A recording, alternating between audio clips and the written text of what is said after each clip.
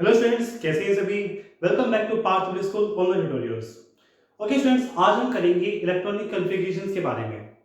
देखा जाए तो ये टॉपिक हमारे केमिस्ट्री के 4th चैप्टर में आता है 9th में, बट इसका यूज हमारा 3rd चैप्टर से ही स्टार्ट हो जाता है, इसलिए ये टॉपिक हम पहले ही डिस्कस कर लेंगे आपका। Okay, the topic is electronic configuration. उसको समझने से पहले एक बार हम स्ट्रक्चर ऑफ एटम देखते हैं। Okay, earlier we have discussed the atom is made up of three things. The first one is electrons, the second one is proton, and the third one is neutron. Electrons are negatively charged particles, protons are positively charged particles, and neutron is neutral. Neutron is neutral. Okay, एक atom के पास nucleus होता है, जिस nucleus के अंदर protons और neutrons होते हैं, और इसी न्यूक्लियस के अराउंड इलेक्ट्रॉन्स रिवॉल्व करते हैं। ओके, जान लीजिए इसे।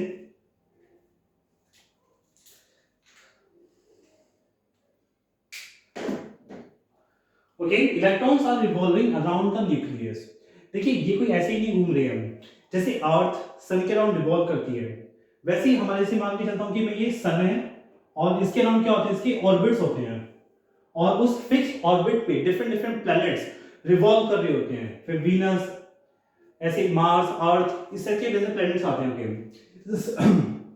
सेम आपके एक एटम के अंदर भी क्या होते हैं, फिक्स ऑर्बिट्स होते हैं, जिन ऑर्बिट के अंदर इलेक्ट्रॉन्स मूव कर रहे होते हैं अराउंड द न्यूक्लियस।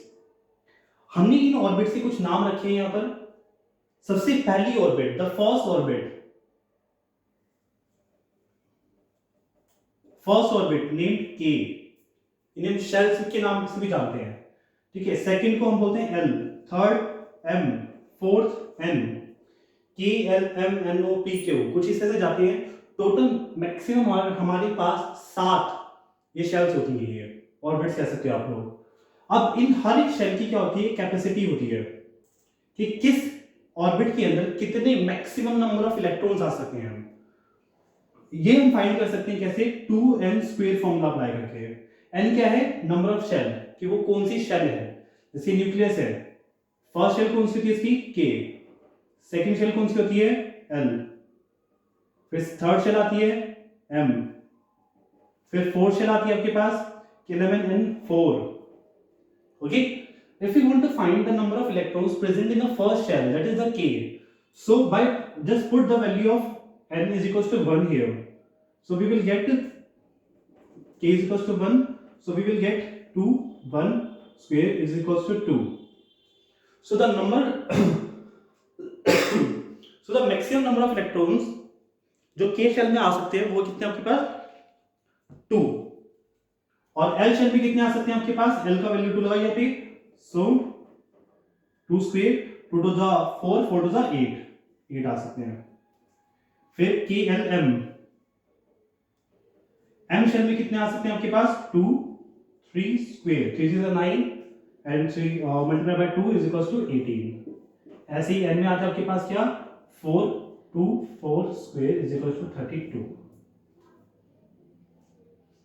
सो ठीक है स्टूडेंट्स, कि कोई भी एटम है तो उसमें क्या होगा कि आपके पास फर्स्ट शेल में मैक्सिमम 2 इलेक्ट्रॉन्स आ सकते हैं, सेकंड शेल में मैक्सिमम 8 इलेक्ट्रॉन्स आ सकते हैं, फिर थर्ड शेल में मैक्सिमम 18 इलेक्ट्रॉन्स आ सकते हैं, और फोर्थ शेल में मैक्सिमम 32 इलेक्ट्रॉन्स आ सकते हैं। ये रूल होता है, फिक्स रूल होता है कि हमेशा पहले और सबसे अंदर की शेल भरती है, फिर बाहर की, फिर उससे बाहर, फिर उससे बाहर। ये बेसिक सा रूल है, यानी कि सबसे पहली जो आपकी फिल होगी वो कौन सी होगी आपके पास, kth शेल। ओके स्टूडेंट्स,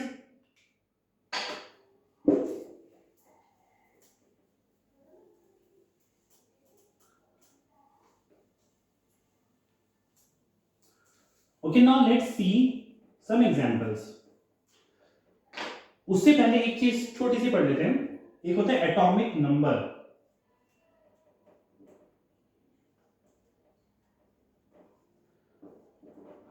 देखिए, एक एटम के पास जितने नंबर ऑफ प्रोटॉन्स होते हैं उतने ही उसके पास नंबर ऑफ इलेक्ट्रॉन्स होते हैं। ये फिक्स होता है। एक एटम के पास number of electrons and number of protons हमेशा सेम होते हैं। अगर उसके पास 5 एटम है, किसी एटम के पास 5 इलेक्ट्रॉन्स है, तो उसके पास 5 ही प्रोटॉन्स होंगे, फिक्स होती है बात। अब आती है एटॉमिक नंबर की। एक एटम के पास जितने नंबर ऑफ प्रोटॉन्स होते हैं उसे हम क्या बोलते हैं? Atomic number, number of protons. Why not electrons? क्योंकि इलेक्ट्रॉन्स भी तो सेम ही होते हैं, सेम नंबर भी होते हैं। एक्चुअली इस बारे में हम देखेंगे नेक्स्ट क्लास में कि इलेक्ट्रॉन्स क्या होते हैं कि हम गेन या लूज कर सकते हैं, हम दे सकते हैं या फिर ले सकते हैं, जिससे कभी कभी क्या होता है कि एटम्स के पास नंबर ऑफ इलेक्ट्रॉन बढ़ जाते हैं या फिर कम हो जाते हैं। इसलिए हम कभी भी इलेक्ट्रॉन्स लेके नहीं चलते एटॉमिक नंबर के केस में। We always take number of protons. अगर एक एटम के पास 5 प्रोटॉन्स हैं तो उसका एटॉमिक नंबर कितना होगा? 5। अगर किसी के पास 17 प्रोटॉन्स हैं तो उसका एटॉमिक नंबर कितना है? 17। ओके, ये एटॉमिक नंबर हमें गिवन होता है 20। इसकी पूरी पीरियोडिक टेबल होती है, हमारे पास 118 एलिमेंट्स हैं टोटल, उन सभी के फिक्स पीरियोडिक एटॉमिक नंबर होते हैं। हर एक एटम का, हर एक एलिमेंट का फिक्स एटॉमिक नंबर होता है। कोई भी दो डिफरेंट एटम का सेम एटॉमिक नंबर नहीं हो सकता। यानी कि कोई भी दो different atoms A and B, इनके पास नंबर ऑफ प्रोटॉन्स सेम नहीं हो सकते, पर इलेक्ट्रॉन सेम हो सकते हैं। इस वजह से हम कभी भी एटॉमिक नंबर में इलेक्ट्रॉन्स नहीं लेते, प्रोटॉन्स लेते हैं। ठीक है स्टूडेंट्स? सो ये था आपके पास number of protons, atomic number, sorry.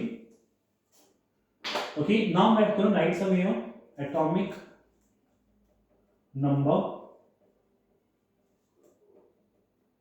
थोड़ा सा ऊपर लिख रहा हूं, आई कैन रीड में तो atomic number.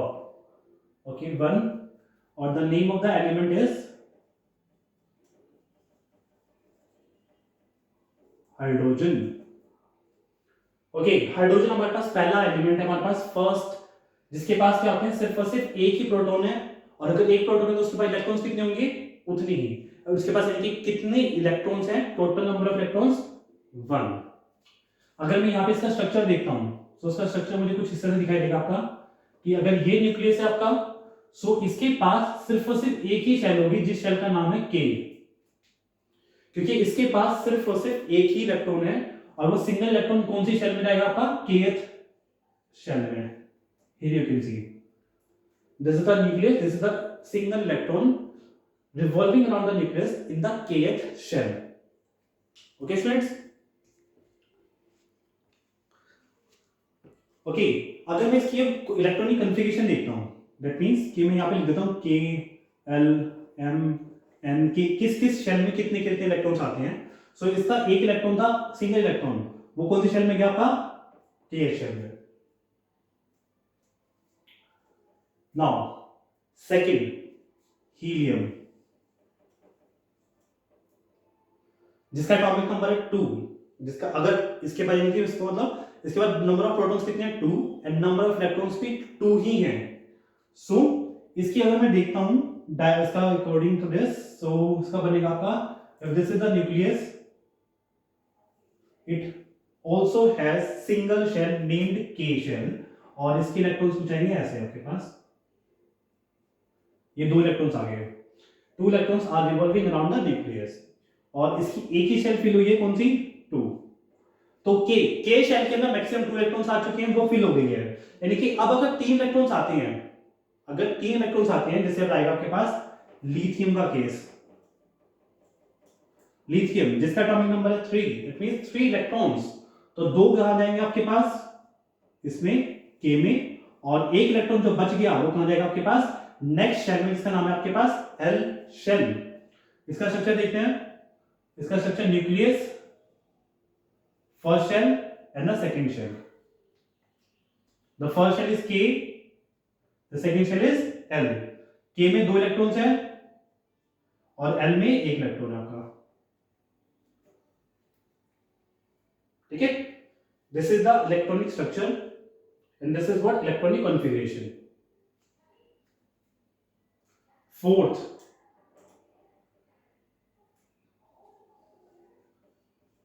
Beryllium. Okay, beryllium देखते हैं एक बार।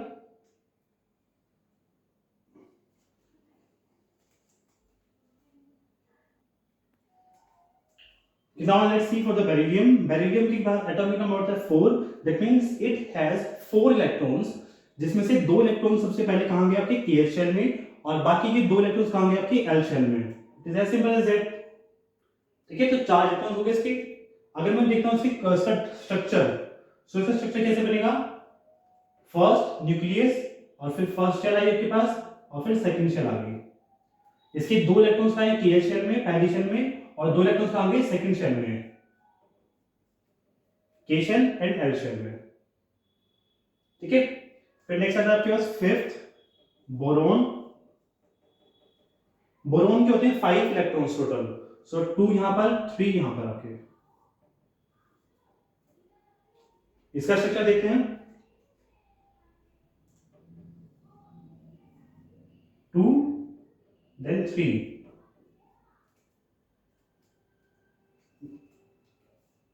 6 कार्बन, 2,4, फिर 7 का था आपके पास nitrogen. You can make the diagram yourself. जो आपके इसका इलेक्ट्रॉनिक स्ट्रक्चर का डायग्राम है वो आप लोग खुद से बना सकते हैं. आगे कंटिन्यू करते जाते हैं. नाइट्रोजन के लिए 2,8, सॉरी 2, इसका इलेक्ट्रॉनिक नंबर है 7. तो टोटल फर्स्ट शेल में 2 आ गए. 7 माइनस 2 कितने बचे? 5. 5 कौन सा आ गया? नेक्स्ट शेल में. फिर आता है 8 पे oxygen. Oxygen that is 8 electrons इसके पास, तो 2,6. फिर आता है आपके पास 9 पे फ्लोरीन. फ्लोरीन के पास है 9 इलेक्ट्रॉन्स, तो 2 फर्स्ट में, 7 नेक्स्ट शेल में. फिर 10 पे आता है लास्ट आपके पास neon. 2,8. Okay, as you can see कि अब ये वाली शेल भी फिल हो गई है. यानी कि अब जो नेक्स्ट एटम होगा उसके पास जो 11 इलेक्ट्रॉन्स होंगे, 11 इलेक्ट्रॉन्स जो होंगे, 11th इलेक्ट्रॉन वो नेक्स्ट शेल में रहेगा आपका. कहां पर? m शेल में.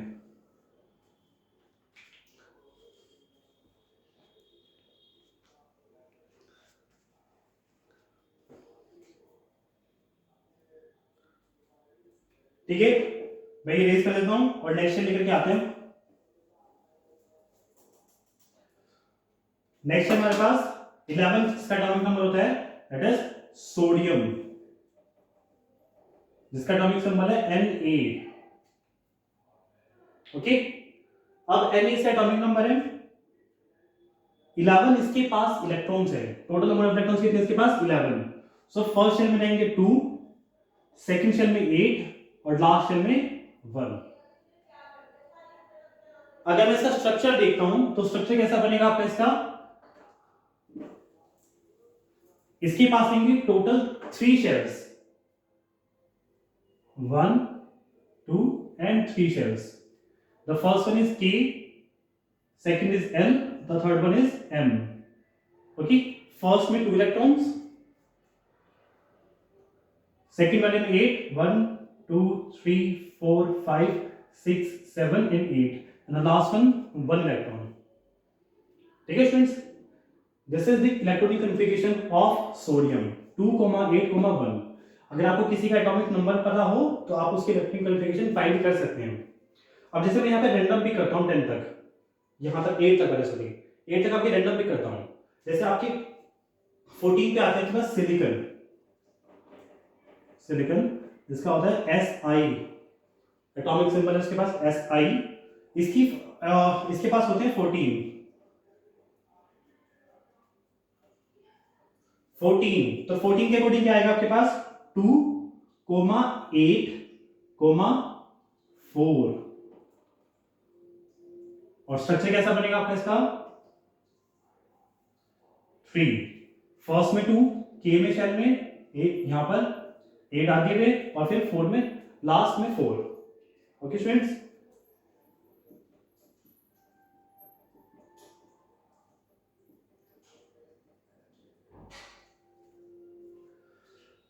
नेक्स्ट है मैग्नीशियम.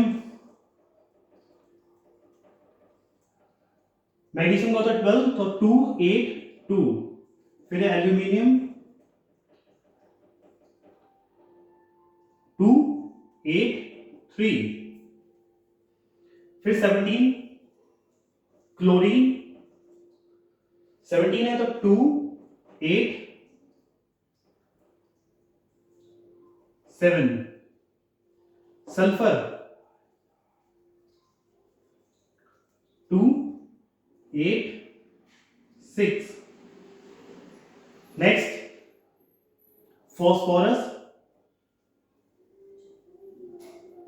15 है इसके पास, सो 2 8 एंड 5, फिर लास्ट में फिर आपके पास आता है 18 पे आर्गन 2 8 एंड 8। ओके, अब हमारी थर्ड शेल देखिए, थर्ड शेल में कितने टोटल नंबर इलेक्ट्रॉन्स आ सकते हैं, मैक्सिमम 18 आ सकते हैं। इसमें 2 थे, इसमें 8 थे, इसमें 18 थे और इसमें कितने 32 थे। बट मैं आपको बता दूं कि ये हमारे क्या होता है कि रूल होता है, उस रूल के अकॉर्डिंग क्या होता है कि मैं थर्ड शेल में कभी भी 18 इलेक्ट्रॉन्स पहले फिल नहीं करता, मैं पहले उसके अंदर कितने फिल करता हूं, सिर्फ और सिर्फ 8 फिल करता हूं। 8 फिल करने के बाद मैं नेक्स्ट शेल पे मूव कर जाता हूं और उसके अंदर फिलिंग स्टार्ट कर देता हूं। फिर मैं ऐसा क्यों होता है, इसका रीजन हमें मिलता है, मेन रीजन, डीप रीजन वो मिलता है हमें कहां पर, 11th क्लास में, 11th क्लास की केमिस्ट्री में। बट यहां मैं थोड़ा सा बता सकता हूं आपको कि यहां पर क्या होता है, इलेक्ट्रॉन की रिपल्शन का प्रोसेस होता है। देखिए इलेक्ट्रॉन्स एक ही शेल में बहुत सारे जब आते जाएंगे तो उनके बीच में क्या होगा, रिपल्शन फोर्स लग जाता है। रिपल्शन मींस के एक दूसरे को रिपेल करते हैं वो। तो एनर्जी मेन बात होती है एनर्जी लेवल, उस इलेक्ट्रॉन की जो एनर्जी लेवल है वो थोड़ी ज्यादा होती है, इसलिए वो नेक्स्ट शेल में जाता है। आपको ज्यादा डीप में जाने की रिक्वायरमेंट नहीं है, आपके जो सिलेबस में है वो सिर्फ इतना जान सकते हैं कि फर्स्ट शेल में आपको इनिशियली 9th क्लास में आपको फर्स्ट शेल में दो इलेक्ट्रॉन्स फिल करने हैं मैक्सिमम, नेक्स्ट शेल में 8 करने हैं 8, फिर नेक्स्ट शेल में ऑल्सो 8 और फिर नेक्स्ट में मूव कर जाना है जब यहां पर 8 हो जाए तो। This is known as what, octet rule. This is known as what, octet rule.